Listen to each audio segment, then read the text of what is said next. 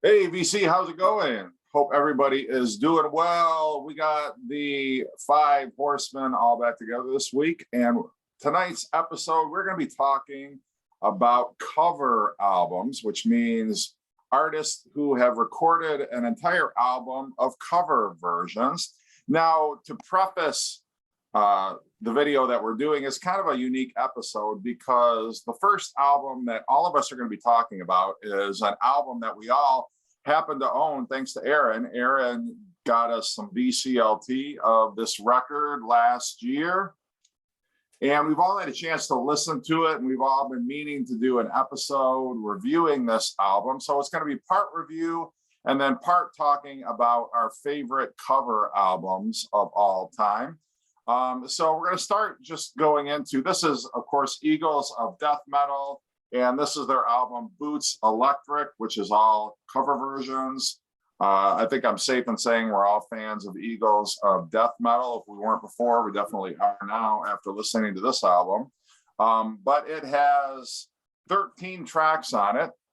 It has God of Thunder, It's So Easy, High Voltage, a medley with It's a Long Way to the Top if you want to rock and roll, So Alive, Beat on the Brat, Abracadabra, Careless Whisper, yes, the George Michael / Wham song, Family Affair, The Hunger, Long Slow Goodbye, just dropped in to see what condition my condition is in, Trouble, and Moon Age Daydream. So what we're going to start out doing first is we're going to go through what our 5 favorite cover versions were off of this album, and then have a little discussion about what some of our favorite cover albums of all time are. So Josh, you're going to start things off unless anybody else has a comment they want to make beforehand. I thought maybe Aaron wanted to explain what Eagles of Death Metal, who they are. Okay, so this Eagles of Death Metal was a band formed by Josh Homme that started in the band Caius. Then he had Queens of the Stone Age, then Crooked Vultures. But he formed it with his friend, Jesse Hughes, and they have nicknames Jesse the Devil Hughes, Joshua Baby Duck Homme. There's just kind of these weird nicknames they have. But this here is actually a solo project by Jesse Hughes. That's one of his nicknames is Boots Electric. And it's actually called The Best Songs We Never Wrote. So while they were on tour, he would go into Third Man Records in Tennessee. He recorded in their studio in Tennessee, mainly by himself, but he had other members of Eagles of Death Metal because they have a touring band. It's a 2-piece, but on tour they have a touring band. And then they had guest stars in it and all kinds of stuff. But it was mainly just him, a solo project. And this was precipiced by when they were on tour. They were on the Ozfest tour, and Sharon Osbourne had problems with, they didn't like them, so they called them the Pigeons of Shit Metal. That's what instead of Eagles of Death Metal. And so he actually put this out first, which is a cover album. It's a lot shorter with most of the songs in here, but a couple of different ones. And then he redid them for this. My favorite actually is just on this, but this then he did this over the years with some guest stars, took a few songs off of that, and came up with this. So that's what it is. And they're not death metal, or they're not like the Eagles. That's just a name. They kind of they're just a rock, hard rock, heavy metal, all kinds of styles band. So sorry, Josh, you can go ahead now. That's okay. No, thanks for explaining a little bit about them. But yeah, I've heard a bit. I've heard Zipper Down, that album. That one's really good. But yeah. So, I'm glad I got introduced to them. I don't know that I would have checked them out otherwise, but yeah. So we're going to get into our 5 favorite songs off of this album, Boots Electric. So Josh, you want to start us off? Yeah, absolutely. So my number 5 is actually quite surprising. It's Family Affair, which is a Mary J. Blige song. And I had to Google what a dancery was because I did not know. And the definition of a dancery is a ludicrous word that Mary J. Blige invented to poorly fit a rhyme scheme in a mediocre song. That is the official definition of dancery on the internet. So this is a song that I would never listen to in real life, I feel like. But for some reason, they make it fantastic. And it's really poppy and really catchy. And I think that's what this album made me appreciate, was some of the songs that I don't necessarily love the real versions. You can understand the genius of the song, and I'll get that in a minute. Now, one song that I love the original and I love the cover is "I Just Dropped In to See What condition my condition's in." That's such a fantastic song. The original, I know it was originally Kenny Rogers' first band, if I'm not mistaken. Love the cover of that. Abracadabra is my number 3, which is a song that, to be honest with you, I do recognize the genius, but I never was in love with that song as a kid. It was really poppy, and I was a metalhead. But listening to it, I'm like, this is a genius song. Like, it is not easy to write a pop song, obviously. Otherwise, everybody would do it. And the rhyme scheme in that song, the beat in that song, the flow of that song, it's just an absolute masterpiece, the original, and I love the cover. I think the cover is great. Careless Whisper, number 2. I love the cover of Careless Whisper. You guys know I love heartbreaking songs, and even the original I do love. Don't kick me out of the Slayer fan club, but I love it. And my number 1, because I love this band, and I am desperately searching for an original vinyl of this band, and it's the Love and Rockets, So Alive. I mean, I love that song.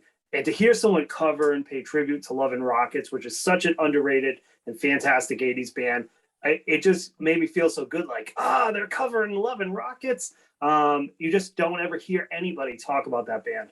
So Family Affair, Just Dropped In, Abracadabra, Careless Whisper, So Alive. Those would be my top 5. I remember I had the cassette single of So Alive when it came out back in the 80s. I just played that thing to death because I thought that was like the coolest song of 1986 or whatever year it was, whatever year that came out. But I love that song because it didn't sound like anything else on the radio. You know, you got kind of that beat that goes all the way through it. There's not much. I mean, it's basically the beat, a little bit of bass. You got some, female singers back up. But yeah, I think they do a great version of it. And I think they do it in a very Eagles of death metal kind of way. I mean, they kind of make it their own. It's not a strict copycat take on that song. Yeah, and you're absolutely right, man. That I wore that cassette out. I bought the cassette single, then the cassette, because I love that song so much. But yeah, the one last thing I'll say is, anybody know who the background vocalist is on Abracadabra, the woman? Yep, that's Shawnee Smith, the actress. Oh, because she's got the sexiest voice. I mean, like, yeah, she was using the Saw movie, and she was on the show Becker, a few other things. Okay. Yeah, super sexy voice. All right, Chris. Well, first of all, I'd love to thank you, Aaron, for sending me this record. And secondly, I would love to hang out with the Eagles of death metal because they just have such a diverse offering of bands that they're covering. I mean, when you're covering Wham and Kenny Rogers' First Edition and AC/DC and Ramones and Kiss, I mean, just they sound like interesting people to hang out with. So I definitely appreciate that. So my top 5, and the other thing too, when I was listening to these songs again, I get a huge T-Rex vibe. Like, I don't know if they were like really big into T-Rex, but a lot of the accompaniments and just the way the songs are presented, I don't know, I just sort of get a T-Rex thing going on with that in almost all the songs.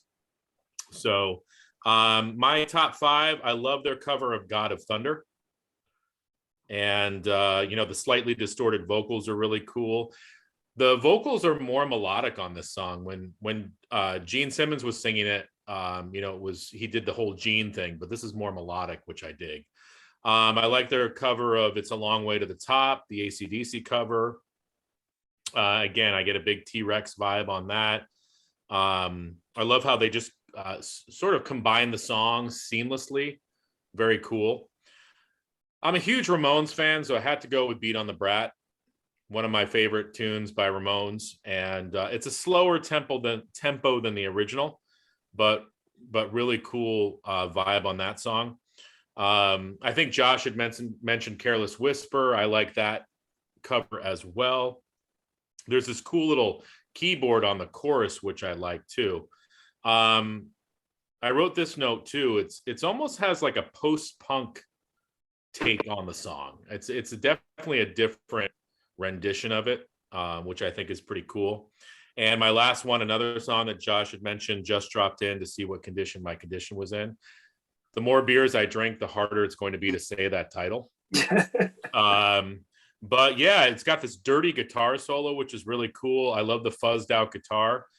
So yeah, I mean, Eagles of Death Metal. I know Aaron sent me a CD of theirs as well. I can't remember which CD it was. But is it? It had like a pink. I thought it was like a pink cover.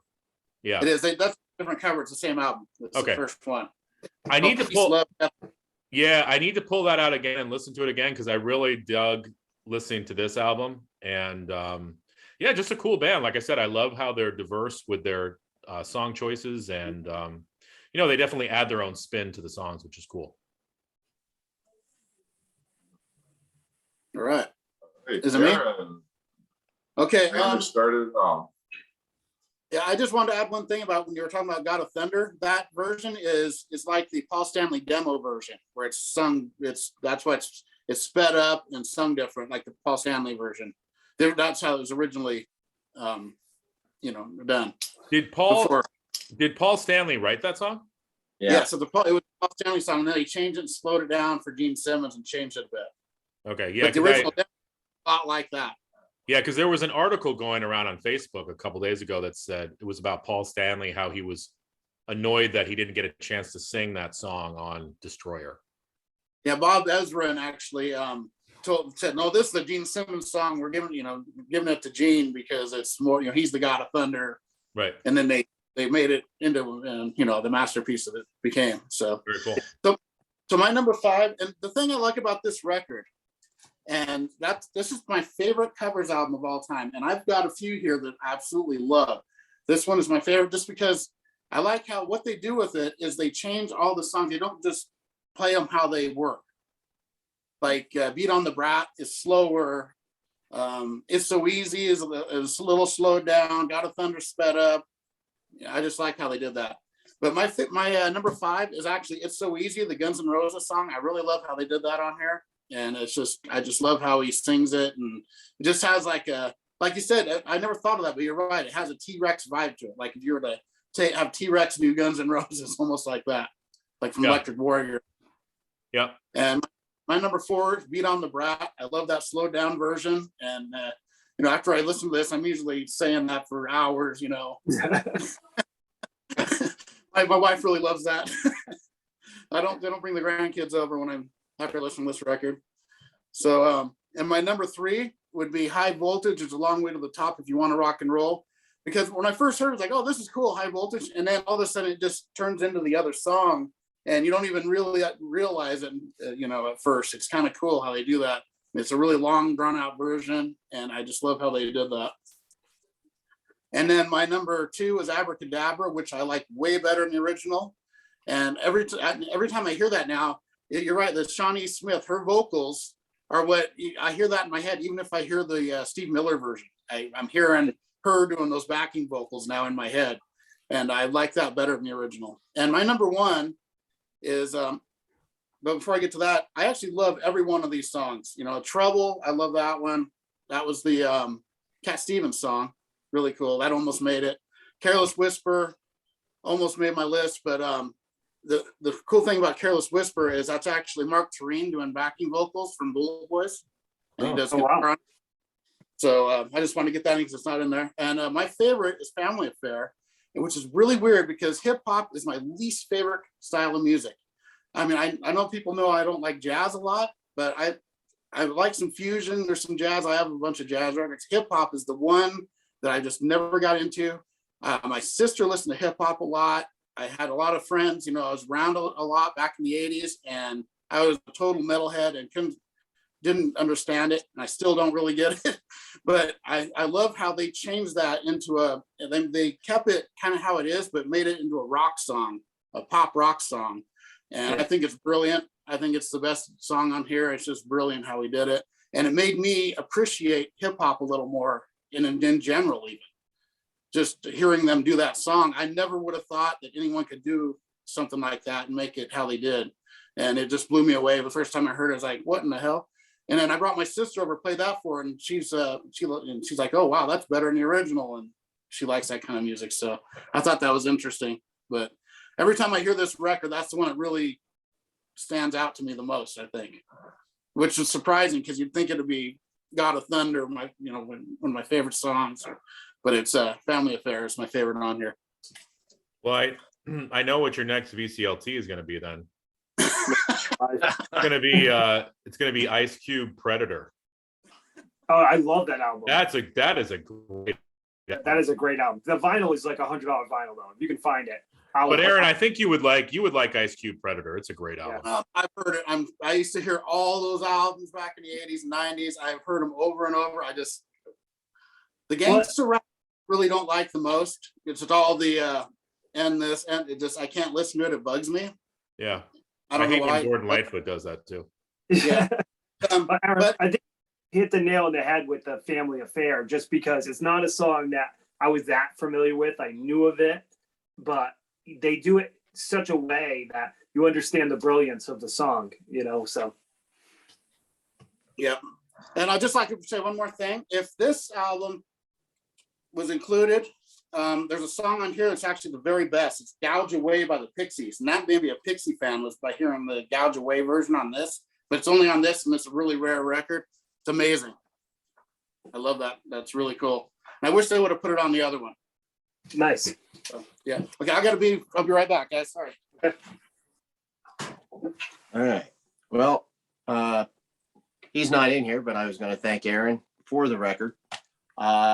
Shawnee Smith, that they keep talking about, she actually used to have a band. I don't know if she still does, but her band was called $5 Hope.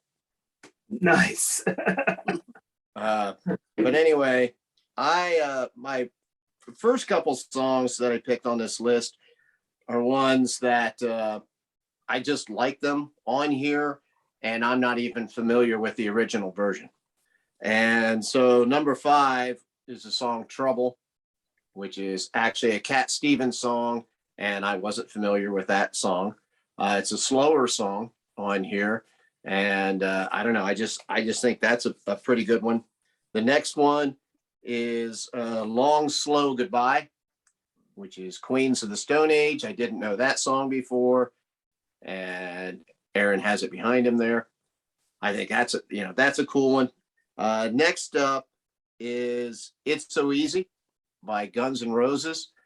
I think that was the first time I played this album. I might have said maybe that's my favorite, but it's funny. I think that one's kind of funny. I like the way he's talking at the end, and he's like, what's he say? Use that foul language or something. He's talking to the background singers, they go, it's so fucking easy. And it's like, I don't know. That just cracks me up every time I hear it. Next, you guys have all mentioned this, I think, and that's Just Dropped In to See What Condition My Condition Was In by Kenny Rogers in the first edition. I mean, anybody who can remake that song and change it up the way they did, I just think, I love the original version of that song too.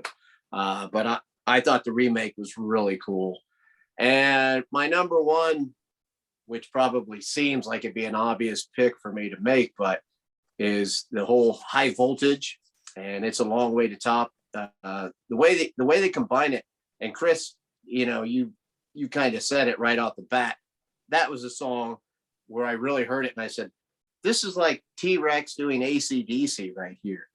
And that song, man, the way he goes, high voltage rock and roll, and it's ear candy, man. It just gets in my head, and then I just keep singing that, just those lines over and over. Sometimes I got to listen to something else just kind of to get it out of my head, but I love it. And I like the way they go into the next song and then come back to the original song too. They just keep it going, and the whole thing has this kind of weird, like lo-fi kind of sound to it and everything. And nice. I can't really make out what that is. That's just Jesse Hughes. Oh, okay. But those are probably my favorite 5. I played Careless Whisper the other day. I had it up louder, so my wife could hear it. And I said, see if you can tell me what song this is. Of course, she's hearing music and she goes, I don't know what it is. And she starts hearing, and then she's like recognizing some of the words and she's saying them. She's going, wait a minute. She's like, what's going on? And then she starts, hearing more and more. And then I go, well, it's this remake of it. And she's like, oh, okay. I don't know. I couldn't tell if she really liked it or not, but she was kind of singing along with it. But Now, anyway, those are my 5 picks. before Jeff goes, Jeff, were you upset that they didn't cover Yaz or Depeche Mode on this album? Yeah, I mean, I'm not gonna lie. Yeah, I thought that kind of sucked. I'm like, where's the Yaz? Where's the Depeche Mode? Where's the Cure? Where's New Exactly. Order? Yeah. They got it's I mean, where's Echo and the Bunnymen on here? Where's the Smiths on here? So, I mean, Yeah. Maybe they'll I'm come out with glad. a part 2. That was the elephant in the room, Chris. Thank you for bringing that up because I wasn't sure exactly how to approach that in a tactful way. Well, and here's the reason I'm bringing it up is because we got a lot of good comments about our banter, you and I, back and forth the last time. So I figured I'd start it again so we get more views. Yeah, no, good. I'm glad. Anything to get the subs up, get the viewers, get the views up. I'm all about that. All right. Well, thank you, Aaron, for sending me this great album. My number 5 is going to be just dropped in to see what condition my condition was in. They keep it psychedelic. It doesn't sound like a modern version of the song. I mean, they stay faithful to it's got a psychedelic feel to it. You got that fuzz guitar, which I think is very cool. And it stays true to the original. But it's also, done in their unique style. So I like that a lot. I've never been a fan of that Steve Miller Abracadabra song. But I like this version a lot. I think they resurrected it. I think they saved that song, basically. So I do like this version a lot, and I wish Steve Miller had done it a little closer to this version as well, because I think his version is just kind of real limp and weak. It hasn't aged very well. To listen to it now, it just sounds a little cheesy. But this version, I think, really shows the potential that song had if he'd done it maybe in a different arrangement.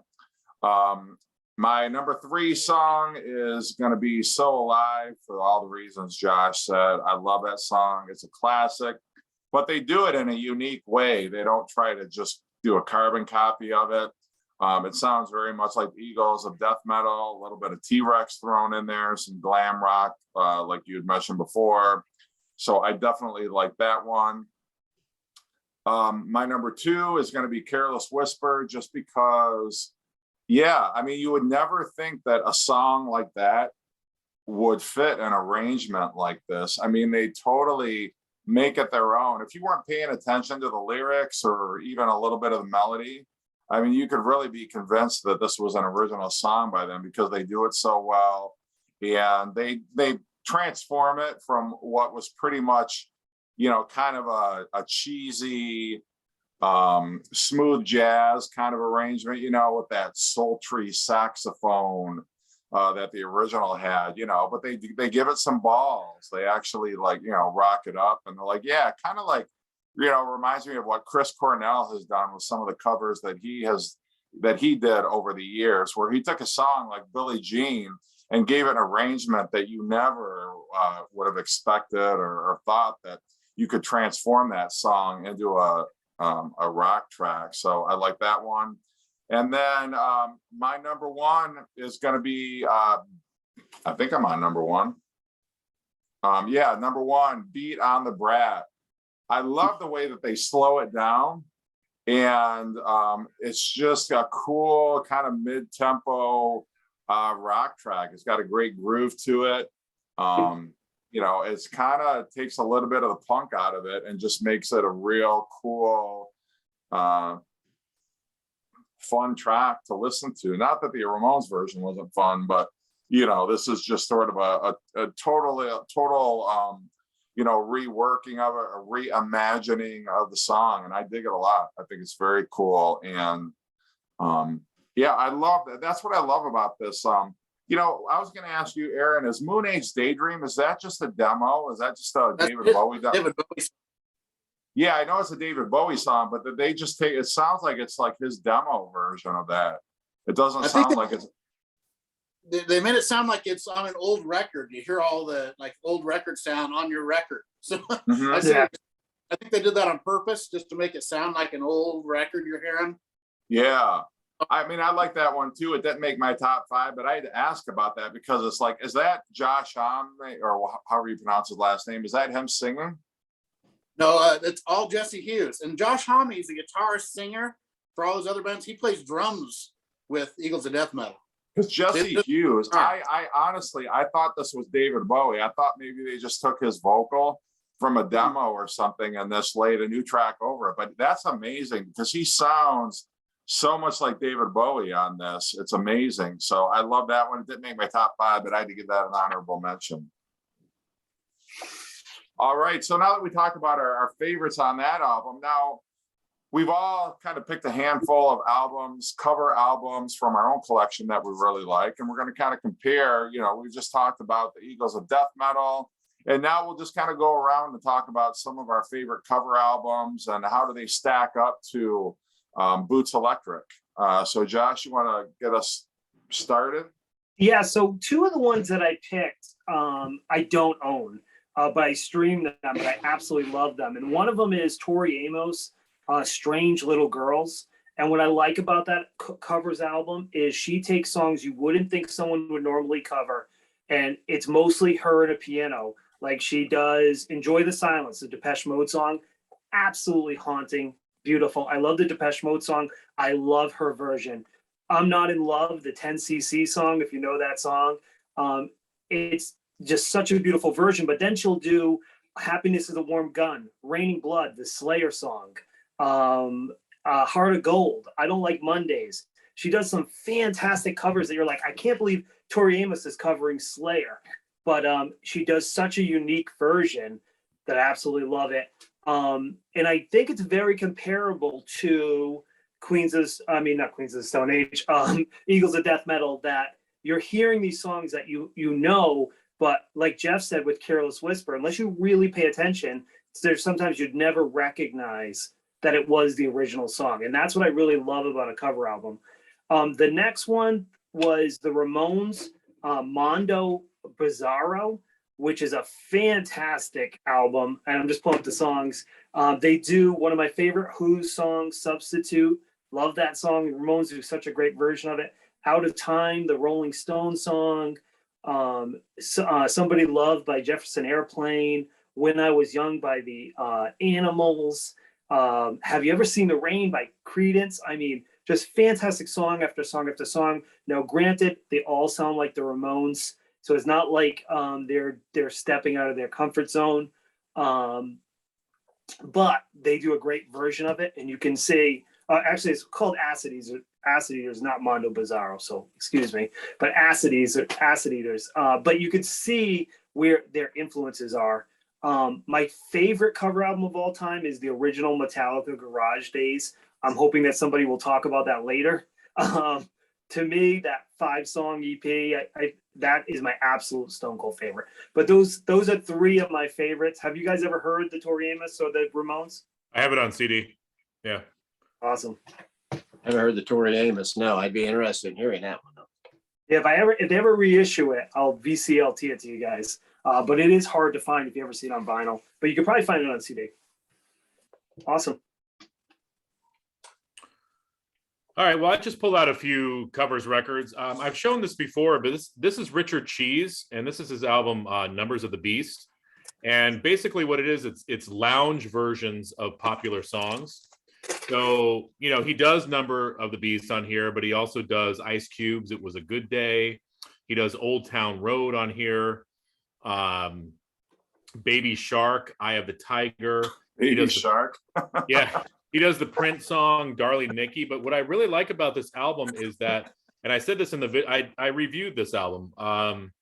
The renditions are only like a minute or so long. So even if you don't like the tune, just deal with it for about a minute and then it's over. He doesn't do the whole song, but he's very, very talented. Basically, think of Frank Sinatra singing Iron Maiden. That's what this is. It's a really cool record, Numbers of the Beast. I love the Now, artwork. yeah, that's what sold me on this. I have a lot of his CDs as well. And You guys know I'm a huge Rod McEwen fan. Frank Sinatra did a whole album of Rod McEwen songs. This is called A Man Alone, and it's one of my favorite Frank Sinatra records. He also does some spoken word poetry on here, but he must have just been totally enamored with Rod McEwen and decided to make a whole freaking record on his songs. I mean, so here's a huge artist like Frank Sinatra who chose to make a whole album on Rod McEwen, which is pretty amazing. no balloons on the cover, though. No balloons. And Jeff, you're gonna love this one, and Gary probably will too. I know Aaron won't, but this is becoming a favorite of mine. Mickey Dolenz. Dolenz sings Nesmith. So Mickey Dolenz is singing all the Nesmith songs on here. And if you're a Monkees fan, this is just gold. Just wonderful stuff. And I love how he covers some deeper cuts too, like he does Mary's theme from The Prison. He does Tomorrow and Me from And the Hits Just Keep on Coming. So he does some deeper cuts. Just a couple more here, and then I'll let Aaron talk. What I was going to say too, Chris, that cover is actually kind of a, I don't want to call it a parody, but it's almost like an homage to Harry Nilsson's album, Nilsson Sings Newman. Mm-hmm. So that's where the, the inspiration for that cover came from. But I just wanted to point that out because I love that cover because it reminds me of that Harry Nilsson album. And you and Aaron got me into Harry Nilsson, and I'm going to need to get that record. That's some good stuff. This is Deep Purple's new album. It's a covers record. Very good. They do a whole bunch of stuff on here. 7 and 7 Is, Rockin' Pneumonia and the Boogie Woogie Flu, Dixie Chicken, White Room. So really good stuff. It's a fun record. Deep Purple's having a lot of fun on this album. Just two more. Oh, you got it on CD? Yeah, that was one of the ones I was going to show, but this album, I don't know, Josh, you probably have it, but yep. Some of it works, some of it doesn't. This is Glenn Danzig singing Elvis songs, and I don't know. There's some good stuff on here, and I'm a huge Glenn Danzig fan. I love the Misfits. I love Sam Hain. I love Danzig. A lot of this works, but some of it just doesn't. It's one of those kind of, I don't know, so-so albums for me. It's not one of my favorite cover albums, but I figured I'd show it. I think the reason is if Danzig recorded it maybe 15 years earlier, he would have been in better voice. Yeah. But it's still a cool record to have. And my last one, I know Josh had mentioned this. This was maybe one of the first cover records I ever owned. This is what got me into the Misfits. This is what got me into, is Helpless a Diamond Head song? Yes. Okay. Yeah, I think so. And then Crash Course in Brain Surgery, I think, is a Budgie song. You're correct. But I'd never heard of Budgie. I'd never heard of Diamond Head. I didn't hear of the Misfits. I knew Metallica, obviously. So Metallica was one of the first bands that sort of introduced me to these other bands. And that's what's kind of cool about cover records is you get introduced to songs and bands that maybe you had never heard before. And this album still is amazing. Their renditions are killer. All right, I'll stop talking. I'll continue with this. This is, like I said, the Eagles of Death Metal is my favorite. This is a close second. It's it's amazing. And the Small Hours on here is maybe my favorite. But they're all amazing. And to me, this is the last Metallica record with their original sound. Even though Cliff Burton wasn't on it, it still had that raw Metallica sound on this before they got into the progressive. And I can't tell you how many times I listened to this when it was out, when I first was released. let me ask, because I know, I'm not I don't know as much about Metallica as you guys did, but didn't they release a version called Garage Inc. or something like that in the 90s or whatever? How is that different from Garage Days Revisited? This was original, and this is in Garage Inc. Garage Inc. is like a double record. This is one side of one of the 4 records in Garage Inc. So it's a whole bunch more. It's like 3 more of these, but this is the best of it right here. Yeah, I so think. they, in Garage Inc., they include songs that were recorded before that album and covers that were recorded after that album. Metallica always had covers for their B-sides for their singles. So like there's a bunch of Motorhead covers on side 2 of Garage Inc. Those were actually B-sides to Until It Sleeps and Hero of the Day, Off the Load and Reload. The great thing about Garage Inc. is it does include So What, which is not on that Garage Days, which is a fantastic cover. Is that a Miles Davis cover? No, it is like the most offensive song you've ever heard. And I will tell you that. The song was banned in England. And here's a really funny anecdote. Metallica was going to play the European MTV Music Awards. And you can watch this. And 10 minutes before they were going to go on, they said, you can't use your pyro. And Metallica's like, what? And you can't use your pyro. So Metallica says, okay. And James Hetfield was wicked pissed. And James Hetfield looked at Lars and said, we're going to do So What? And they did So What?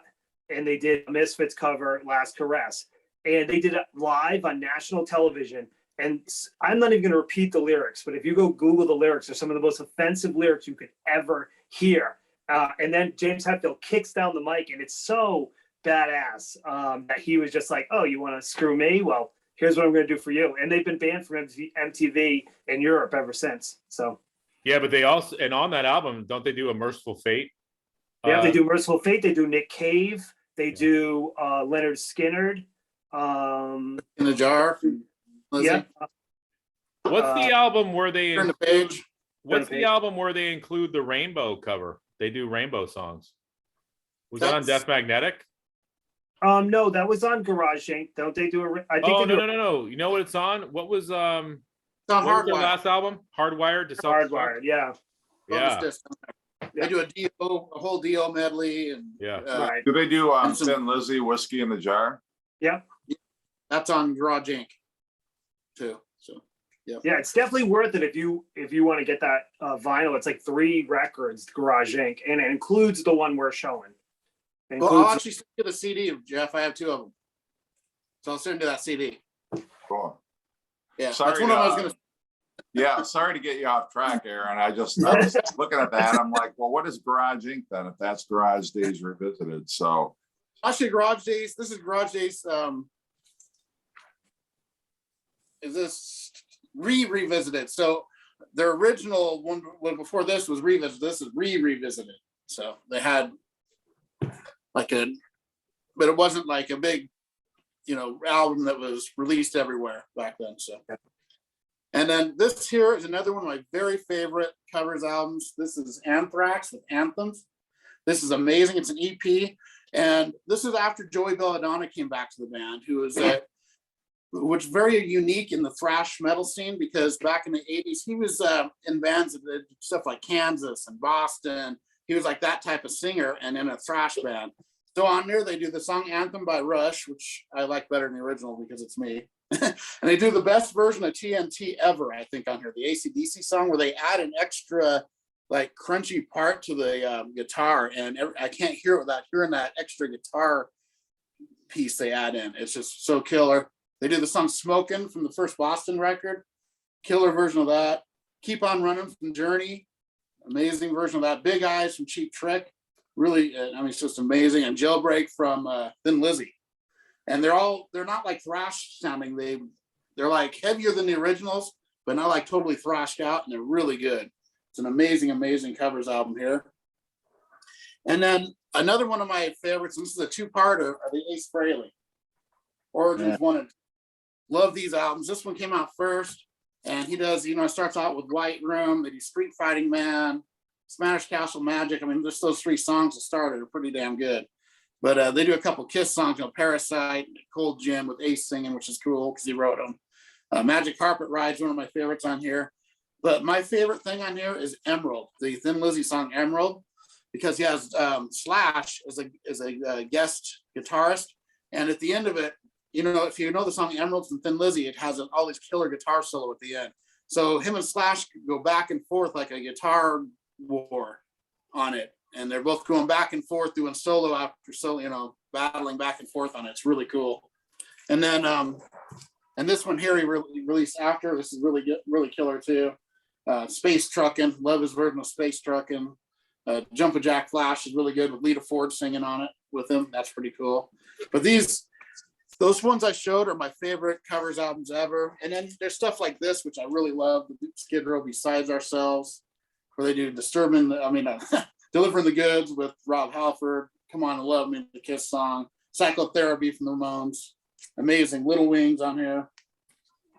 And then, I got some other ones here. This one here is a really great one too. This is Motorhead covers.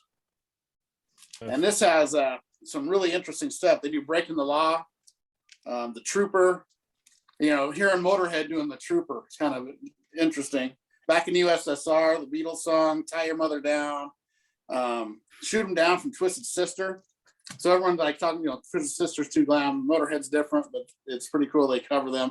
But the most amazing one on here really is kind of Louie Louie, the old Kingsman song with Lemmy singing Louie Louie. It's pretty interesting. Pretty good here. And then, this one here is an amazing one too. It's an Yngwie Malmsteen, bunch of covers that he did. And he actually sings on it, does the vocals. They do Blue Blues from ZZ Top. 2 Deep Purple song, Demon's Eye and Smoke on the Water on here. Foxy Lady, Purple Haze. There's the tracks. It's really good actually. Yngwie is a great guitarist. And I've got, a dozen more, but I'll just stop there. Those are my favorite. Aaron, how old is that Motorhead? The Motorhead, it's a bootleg, I think. I don't even know if it says a date on here. Oh yeah, it's Australian. No, it's an Australian press. I don't know how old it is. Cool. I can look it up on my phone, but there's the vinyl. Nice. Well, what's interesting about that is that, I love Lemmy, but I wouldn't consider him the best of singers. So for him to do the Trooper. Yeah. Yeah. Yeah, it's pretty good too. It's surprising. You gotta be able to fucking sing for the Trooper. Yeah. Check it out. Blue suede shoes too. Yeah. Nice. I mean, again, I love Lemmy, but Stand by Me. I mean, there's some crazy stuff on here. Well, there was some documentary I watched, and it was about Lemmy, and it was like shortly before he passed away, but he's in some record store and he's trying to buy the Beatles mono box set on CD.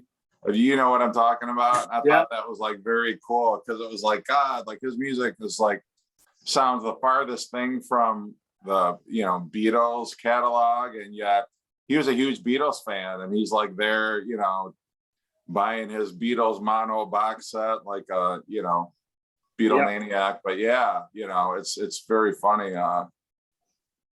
Well, when Lemmy would introduce Motorhead, wouldn't he just say, "Hi, we're Motorhead. We're a rock and roll band"? Yeah, he would. I mean, they're not. I mean, we all know they're not straight ahead rock and roll, but I just think that's funny. Yeah. Yeah. Cool. Okay. First couple I'll mention, I didn't dig out, but the Hit List by Joan Jett, I think that's a good one. It's pretty much like how Josh described the Ramones covers album. She just makes all of them sound like Joan Jett songs. Of course, she's always had a lot of cover songs throughout her career anyway, but she does a really cool job of Time Has Come Today on that particular album. Another one that comes to mind is Paul Rodgers did an album I think it's called Paul Rodgers Sings Muddy Waters or something like that. He does all Muddy Waters songs, and he has a bunch of different guest guitar players throughout it. Slash is on there. I mean, I can't even, there's so many people. I know Jeff Beck does a couple songs. They're all cover songs, except he does one original song, which is called Muddy Water Blues, which is really actually a very cool song. Next one is this came out in the 90s. It's called If I Were a Carpenter. It's a bunch of 90s fans doing songs by the Carpenters. A few that stand out, the Cranberries are on there. Sheryl Crow does Solitaire, and I know Jeanette Napolitano,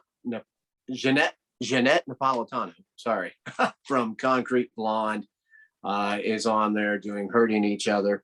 So, you know, it's got some throwaway songs, some bands I could care less about. I don't really like their versions, but it's got enough good ones to definitely make it worth listening to. Another one that's kind of unique, and this came out 4 or 5 years ago, and that is the Purple album by White Snake, where they are doing songs of Deep Purple, of course, during David Coverdale's era, you know, the whole Burn era. And it's actually pretty cool. It's worth having, I think. The versions are they're slightly different than what they are on the originals, just kind of a different take on them. You know, you get to hear somebody else playing guitar and everything. It's just, I like it. It sounds cool. It's got a really cool sound to it. I can get into that album. I love that era of Deep Purple. Next is one that I saw a lot of people put this as like one of their favorite albums of last year, and that is Chrissie Hynde sings Bob Dylan, and it's called Standing in the Doorway. And this is a pretty cool album. It's one of those albums where you know, they're recording over the phone. This is basically, for the most part, it's an acoustic album. It's just her and her guitar player from the Pretenders pretty much making all these songs. It's, you know, it's a Sunday morning kind of album. And I like the fact that she does different Bob Dylan songs than what you might expect. And I love Chrissie Hynde's voice. So that's a winner doing that. And then the last one I'll mention, this is Stone Free, a tribute to Jimi Hendrix. I'm sure most of you might be familiar with this, but this has all kinds of different artists, including The Cure is on here doing Purple Haze. What? The Cure? Yes. So, and it's really cool. They do a really cool version on here. One of my favorite versions actually on this, a highlight for me, is Belly is on here doing Are You Experienced? And, you know, Tanya Donnelly, I think she's just such a cool singer, has such a unique voice. And they do a fantastic version of that song. Seal is on here with Jeff Beck playing guitar. And I mean, Eric Clapton's on here, Buddy Guy. There's so many different artists on here, different ones that you might not expect. This is one somebody showed this. I think it got reissued on vinyl within the past 2 years or something like that. But this is definitely a worthwhile album to check out. So those are my cover picks. Yeah, I need to hear the Cure doing Jimmy. Like, I have that Cure song. I have their box set, Join the Dots or something like that, where it's on there. Yeah, I've seen that box. Nobody's shown Spaghetti Incident, Guns N' Roses, huh? I love their cover of Hair of the Dog. I think that's a fantastic cover. I don't think it's as good as Brittany Fox's though. I like Brittany Fox's cover, but yeah, I like it. I only have it on CD. I would just show on vinyl, or I would have showed that, and Kiss My Ass. Yeah, I love Kiss. All right. Well, I just picked out a couple here. You know, this one might be obvious to anybody who knows I'm a Beatles fan, but this is pull the CD out of this one. This is John Lennon, Rock and Roll. An interesting story about this album. John Lennon actually recorded this album because he got sued by Morris Levy, who owned the rights to Chuck Berry's catalog. And John Lennon in the song Come Together ripped off the opening lines from "You Can't Catch Me" by Chuck Berry, where it's if you're not familiar with it, the opening lines of "You Can't Catch Me" are, "Here comes old flat top, he comes grooving up with me." So anyway, John Lennon used that as the opening, obviously, lines of "Come Together," and he got sued. And in order to, as part of the settlement or whatever, he agreed to do an album of cover versions, of which he does some of the catalog of Morris Levy songs that he owned to kind of get out of that litigation. But it's still interesting nonetheless. It's not my favorite John Lennon album by any stretch, but you can tell he's doing songs that he loved as a youth. The first track he does is Bebop-A-Lula, which was a Gene Vincent cover. Gene Vincent was one of John Lennon's heroes growing up. But he does he doesn't just do random covers. I mean, these are songs that were very important to him, important to his development as a songwriter. So it's very interesting to hear him do these covers of artists that he reveres, artists that are his idols. And I love this cover album because it's a nice trivia question. What is the only Beatles solo album to feature 3 of the Beatles on the cover? And this is Paul and this is George right here. They're very blurry, but they were running in front of the camera at the time. So technically this is John Lennon's solo album, but he's got George and Paul on the cover as well. So kind of a fun little trivia thing to stump your friends if you're ever inclined. One of the artists I don't talk about nearly enough, but one of my favorite artists, one of my favorite songwriters of all time is Elvis Costello. And he's got 2 cover albums, actually. This one is called Almost Blue. And judging by the cover, you would think this would be like an album of jazz standards or something, but it's really not. They're all classic country covers that he does. I think this is a Kenny Burrell cover or something that he parodied with this album cover. But he does Why Don't You Love Me Like You Used to Do, Sweet Dreams, I'm Your Toy, which I think was a Flying Burrito Brothers cover. There's some song that he does that's a Flying Burrito Brothers cover, but it's titled differently. Good Year for the Roses, I think, was a single off of here. But you wouldn't really associate Elvis Costello as being like a big George Jones fan or some of those, classic country artists, but he definitely is. He loved country music. He loved the classic country.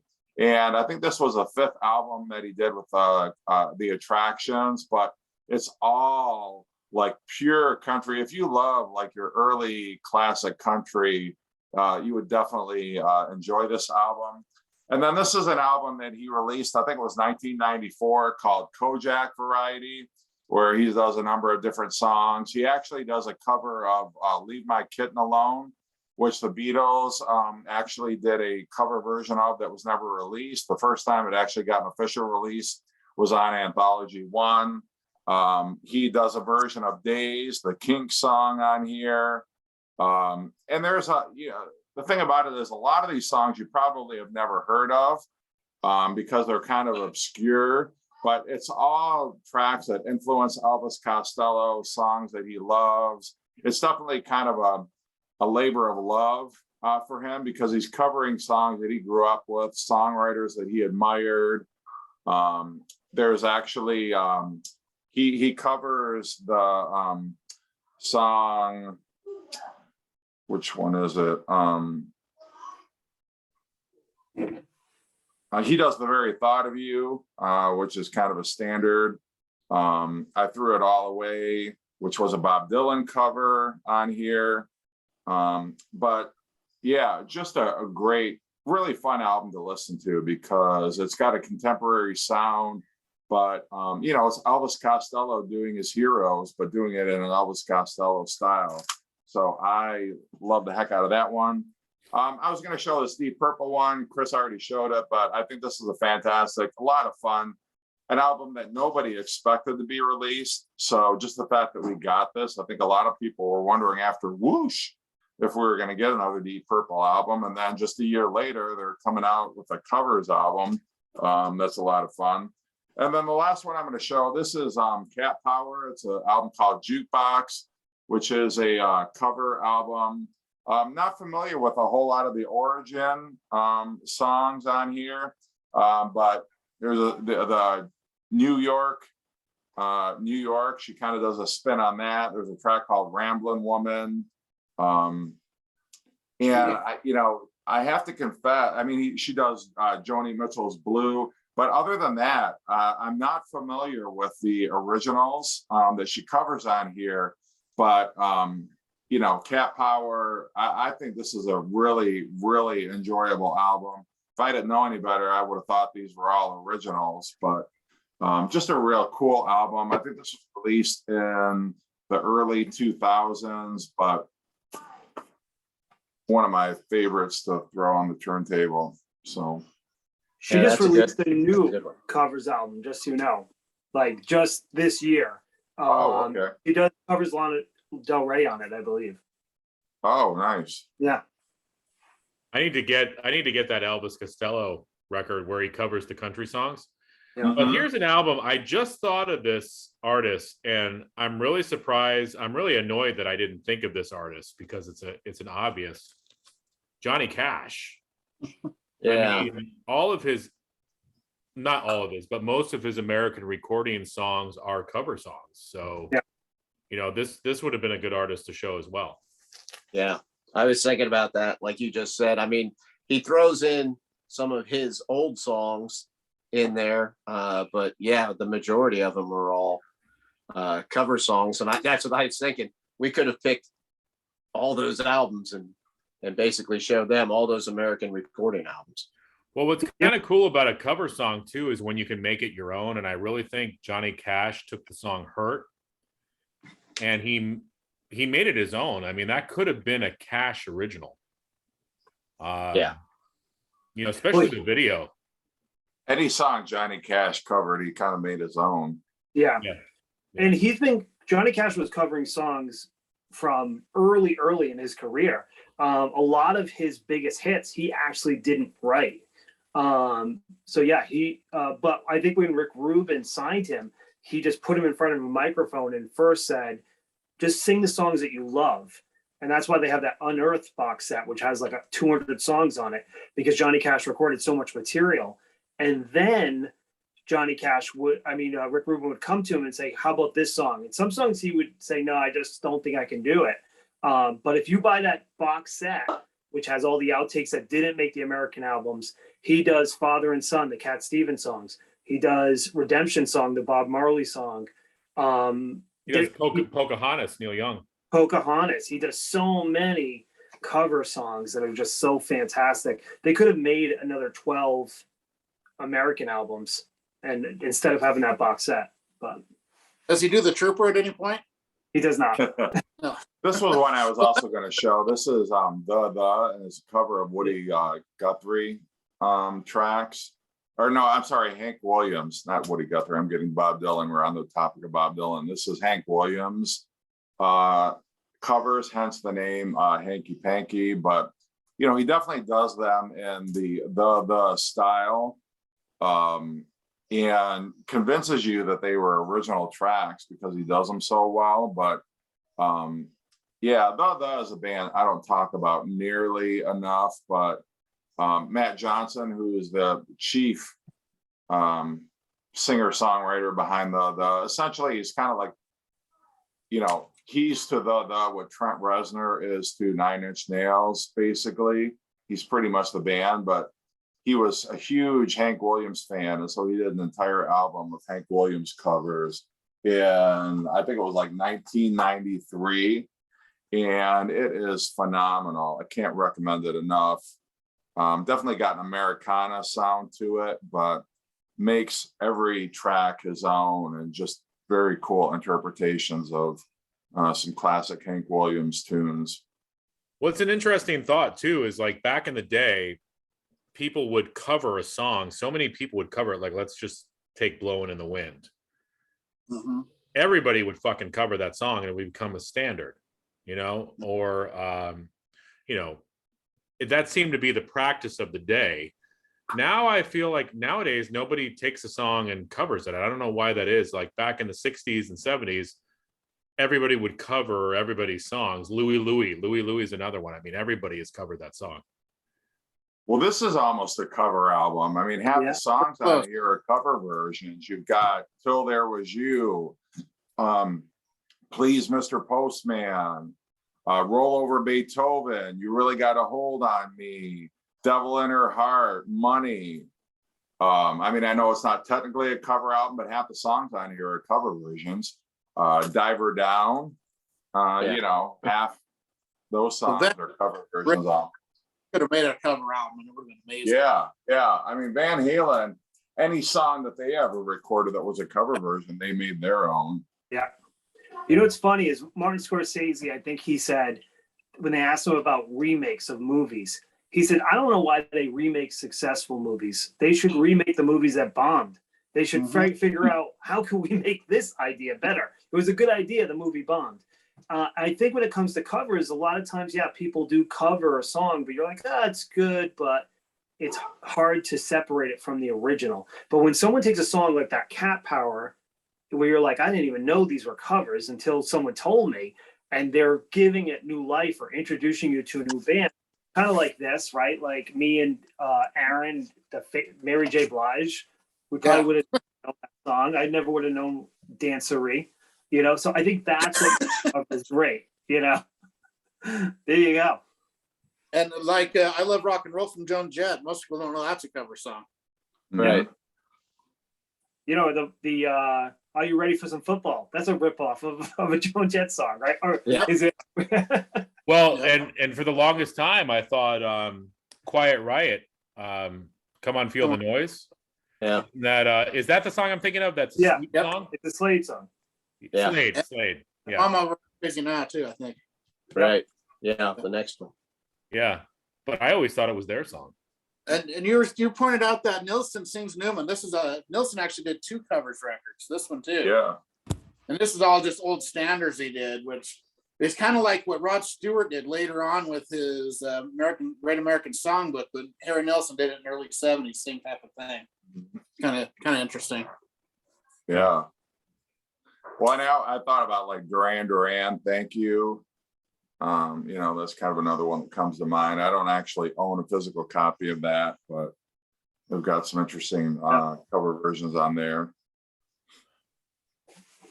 But yeah, well, fun discussion, guys. Thanks again, Aaron, for the Eagles of Death Metal album, and definitely loved seeing all of your favorite cover albums. So yeah, if you have any cover albums that we did not show, what are your favorite cover albums? Leave it in the comment section below. We'll be back next week. Some or all of us, not sure exactly how many, but I think next week we're going to cover Pink Floyd, if I'm not mistaken, our favorite Pink Floyd top 10 Pink Floyd songs. So definitely tune in for that. Thank you, gentlemen, as always. Hope everybody has a great evening and take care.